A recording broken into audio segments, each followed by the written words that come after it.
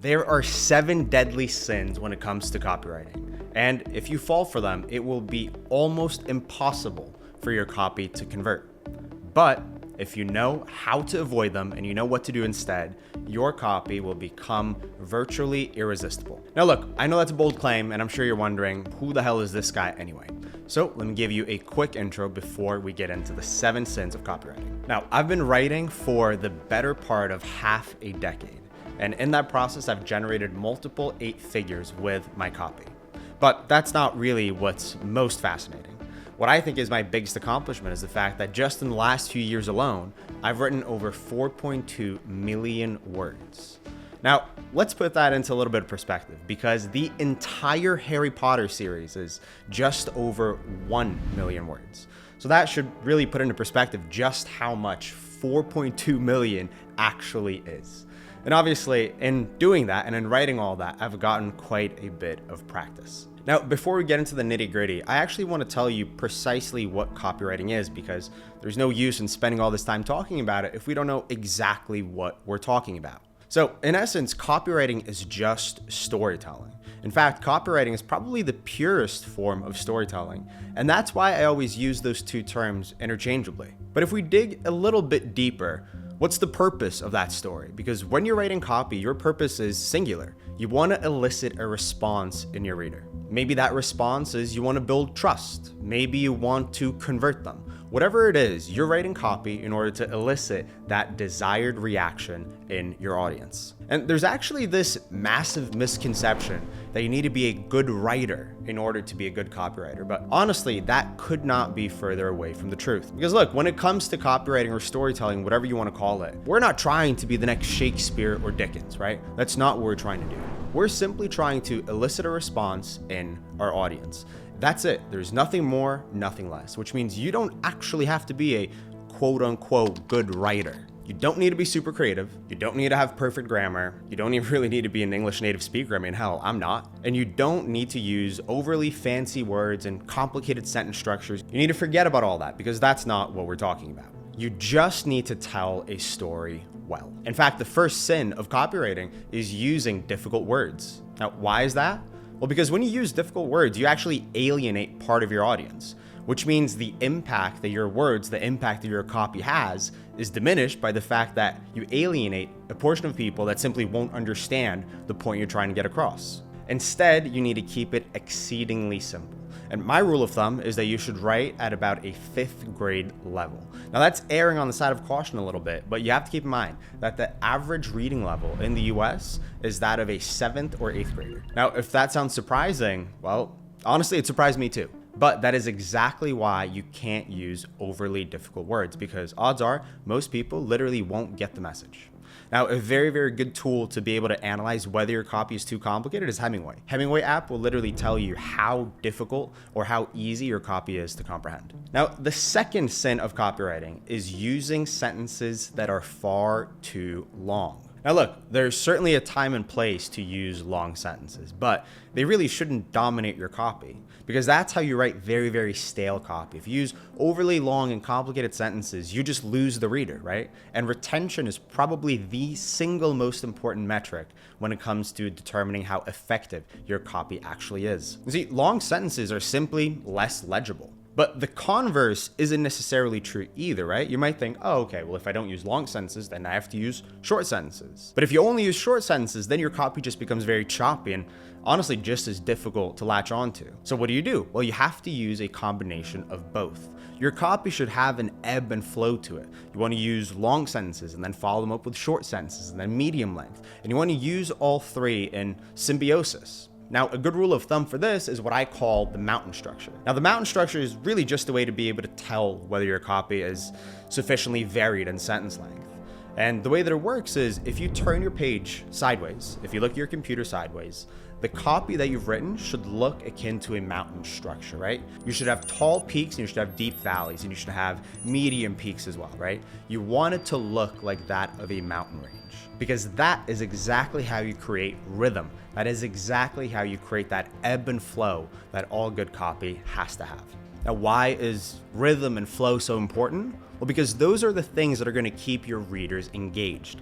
And as I said, retention is literally the most important thing when it comes to copywriting. I mean, let's say, for example, that you're writing a video sales letter, a VSL. If your retention increases by just 10%, right, that could equate to an extra millions of dollars because an extra 10% of people actually make it to your sales pitch. Now, the third sin of copywriting is actually solving the wrong problem. You see, there's a huge misconception in copywriting because people think that the way they write is the most important part.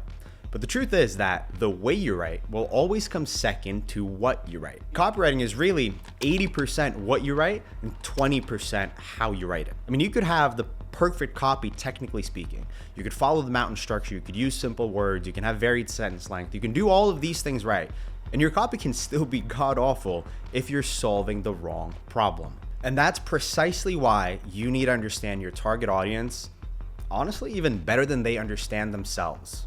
So, how do you do that? Well, there are 3 layers of problems. Let me explain what I mean by that.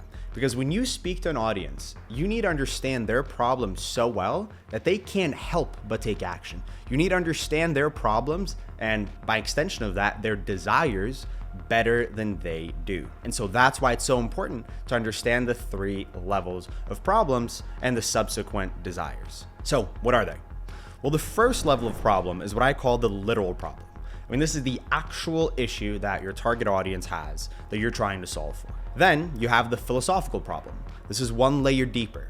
And this is really the symptoms that emerge from the literal problem. And now the philosophical problem is where most copywriters are. I mean, if you're very, very bad, then you're only hitting the literal problem. But most half-decent copywriters will be able to speak to the philosophical problem. But the best copywriters, the best storytellers, they are able to hit on what I call the true problem. And the true problem is the actual desire, the actual driving force that leads the target audience to want to solve their literal problem. The true problem is really what they might not even realize is the problem. Now, I think all of this is a lot easier to explain by example, so let's do just that.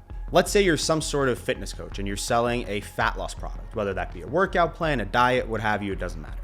The literal problem would be that your target audience wants to lose weight, right? They are overweight and they want to lose it. That's the literal, most rudimentary level of problem. Now, the philosophical problem is that maybe this person who's overweight actually just wants to be able to keep up with their friends and family.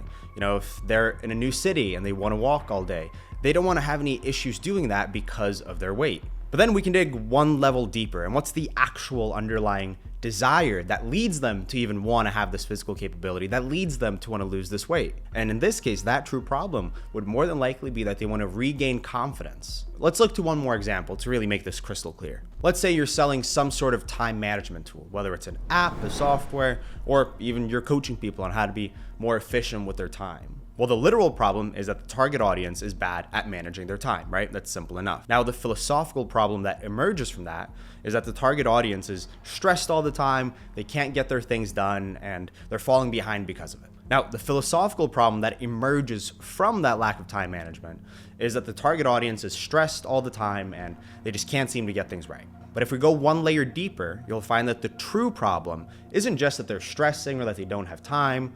Well, the true problem is that they don't have time for the things that actually matter. They end up being so caught up in the day-to-day life that they can't actually build the life that they want. So the true problem always cuts deeper. The true problem is why they even want to solve the literal problem in the first place. Now, the fourth sin of copywriting is selling too hard. Because the truth is, people hate being sold to. And people have developed very, very good sales radars. And the moment you say something salesy, that radar goes off and people just stop paying attention. So how do you then sell? And in what proportion do you sell versus not? Well, the reason why I say that the fourth sin of copywriting is selling too hard is actually not because of the selling. The only time you sell too hard is when you haven't spent enough time nurturing. You see, when you give people value, you gain something in return. What you gain is something that I like to call goodwill. And goodwill is how much patience, let's say, people have for you when you do then sell.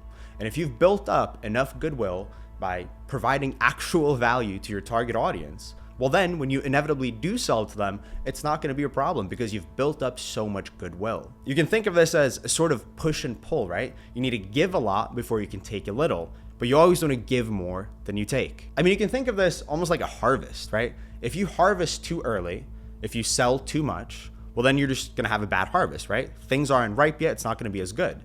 But if you wait too long and you give too much value and you don't sell enough, well then A, you're not making money, which of course we don't want. But equally in the harvest analogy, things go bad. You want to cash in on that goodwill when you do have it. So that's why instead of focusing on selling too hard, you should actually focus on providing enough value so that you in turn get enough goodwill.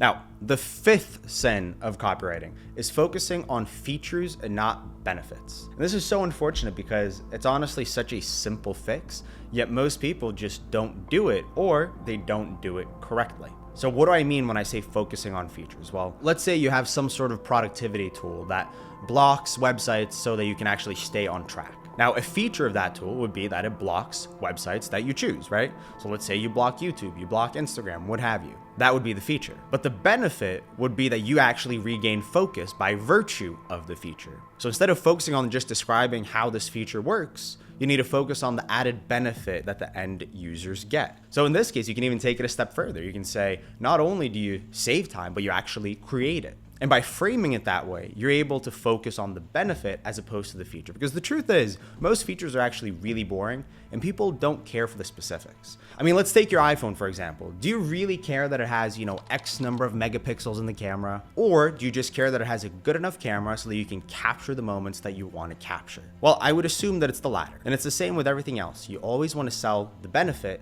not the feature. Now, the sixth sin of copywriting is a very, very simple one, but people fall prey to this all the time. And that is simply being unrealistic. In the same way that people have an excellent sales radar, they also have a very, very good BS radar. And if you have unrealistic claims, look, people just aren't gonna believe you. And the moment you lose credibility, honestly, it's virtually impossible to get it back. Because we've evolved to focus on negative things. If someone does something bad, if someone screws us over, we're gonna remember that a lot more than all of the good things that person may have done. And it's the exact same when it comes to copywriting. The moment you make an unrealistic claim and people just don't believe you, you lose all credibility and there is simply no going back. So the rule of thumb here is to just be honest in your copy. Now, the seventh and final sin of copywriting is blaming your target audience. Look, the truth is no one likes to be blamed for anything, right? People don't like to take accountability. And so if you're solving a problem that your target audience has, well, don't blame them for having the problem. Now, what do you do instead? Instead, you want to create what's called a common enemy. A common enemy is just someone or something that both you as the writer and the audience, the target audience, can blame for whatever problem the audience may have. Now, maybe that common enemy is the market.